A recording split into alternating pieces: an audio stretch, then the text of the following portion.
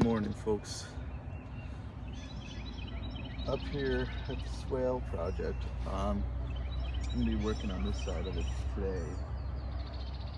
What I think I'm going to do is I'll measure out about 12 feet and I'll start the next swale. 10 or 12 feet, I guess I'm not 100% sure on that. From my line, maybe 12 feet, but from the back of the mound, maybe 10 feet. Do something to see which looks better. But let me go ahead and do that real fast and just get an idea. Just do a little figuring.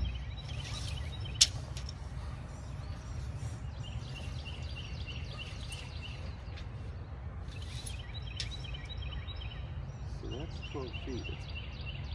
Looks pretty good.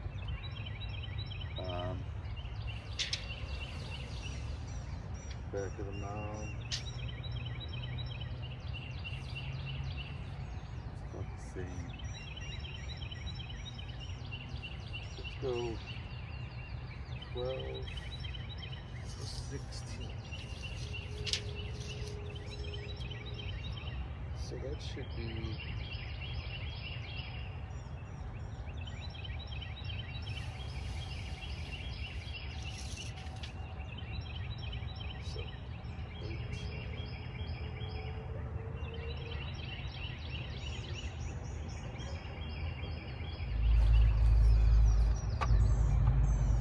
So we'll say I'm at level right here. I would just take this and pivot 180 degrees, and then I would find the level again. And then from there I pivot another 180 degrees. And you just keep doing it. That one landed dead center level. So I would just flip. And you keep doing this, and what it lets you do is find the true level, which isn't on a straight lane across your property in most cases. In most cases, you'll have a slope of some sort, and that slope will have another degree of slope. So we're sloping not only towards north, but we're also sloping to the east as well. So that's what I do, and then before I move it, I spray on the ground with what I'm gonna, my mark. So that's how that works, and I'll do it all in time lapse because it takes a little bit, especially by myself, and you can see how I do it. I'll start down at the far end and work towards the camera. So let me get started.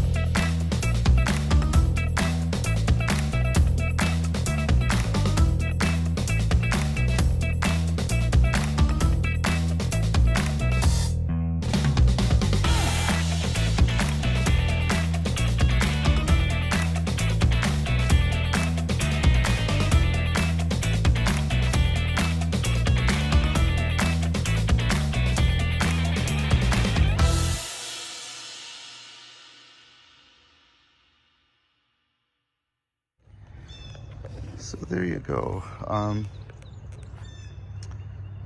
Couple things. That blue bucket has a blackberry bush just in front of it. So if I dig that right, boy, I'm trying to decide here.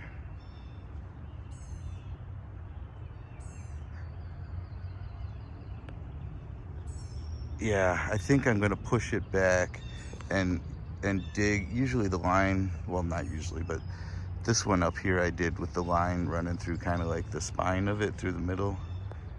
But here I think I'm going to use the line to be the front part of the ditch.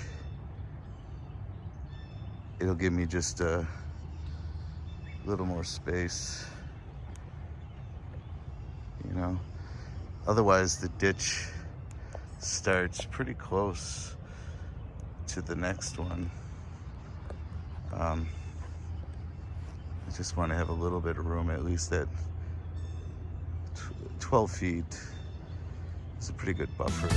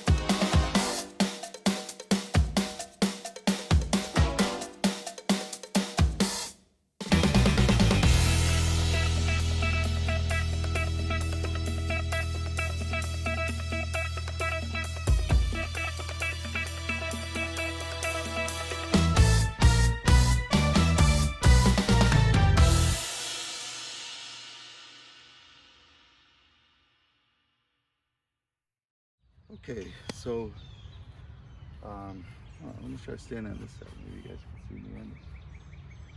This one was much easier to dig than that one. The first one was so much clay. The blade, either you get a little or you get a lot, you know. Here I was actually able to just scrape the topsoil back. Some of you may have heard me say that we only have somewhere around 2 inches of topsoil. There you go. Call me a liar. It's slim pickings here, which is one of the reasons why we want to do the swales. I'm going to step over here. Because it'll slow the water down and allow things to grow that will eventually loosen up the clay. So just take the example of the tree roots. We want to line the top of the berm with trees, fruit trees, nuts, whatever the case may be. And they'll wick water out of the trough, the swale, the ditch, whatever, and pull it up into the mound. But they'll also drop leaf matter. Of course, we'll grow grass through here, or maybe even find some water tolerant species of something. But the idea is to slow everything down and get the organic matter to build back up. When the water sits motionless for a while, like it does after it rains and it runs off a bit, it'll get to a stabilization and it'll sit there for a little bit. And as it does, all its organic matter that's in the water that's been rushing downhill will settle into the ground here. So it's getting extra water, extra organic matter, extra nitrogen, which is in the water. we'll plant nitrogen fixing trees. So everything that we intend to do is to improve the soil as much as we can. You know, we're gonna even plant species of tree that don't have any benefit to us per se, other than the fact that they store nitrogen in the roots, and because of the network of mycelium that's underneath, other plants benefit, nearby plants benefit from that extra nitrogen. But really happy how fast this one came out. It's got a couple spots, but what I noticed over there is if you do have a deep spot or a particularly shallow spot, it fills the trench nonetheless. You know, if it's too shallow, you may have to remove some dirt. If it's too deep, just throw some dirt back in. And that's what we did, and I managed to work through my little problems, but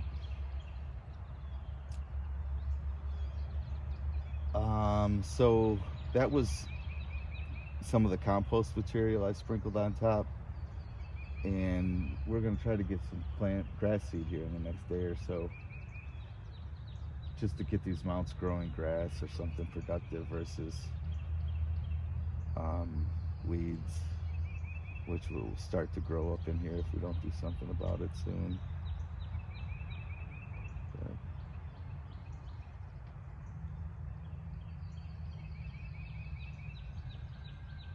so number 2 is done.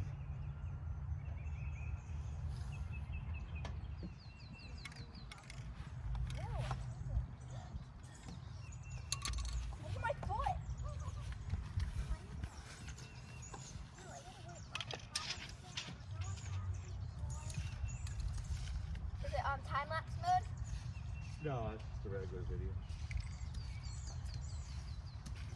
You okay, Roger? Where did you put it? Oh, there it is.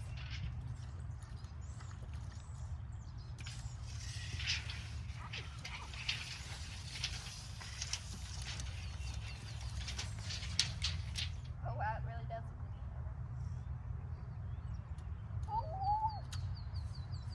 Oh, that was close. Bone's got the turtle somehow.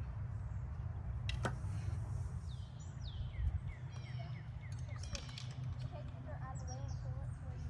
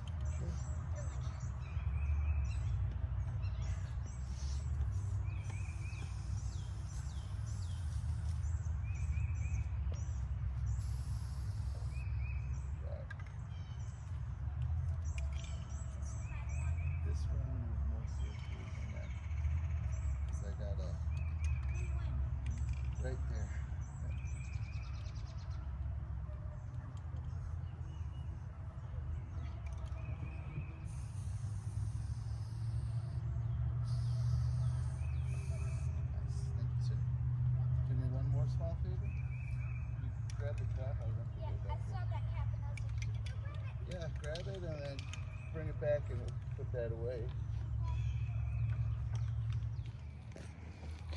So Gigi and Linc got swale number 2 squared away. And the water seems to disperse pretty evenly throughout the ditch there. I got a leak over here. I will have to mend. Dig with my hands. He's not forcing it. Yeah, she's digging with her hands for the fun of it. But there's a little leak under here, which is fine. I'll square it away. And then this one down here, I just dug, and Lincoln's starting to fill it right now. So We are not his mini workers working for him. it gives you an idea how you get this cascading effect of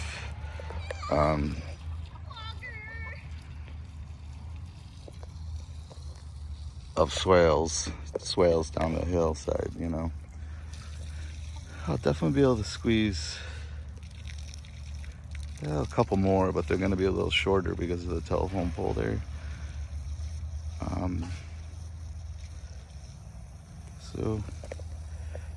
But we'll carry on.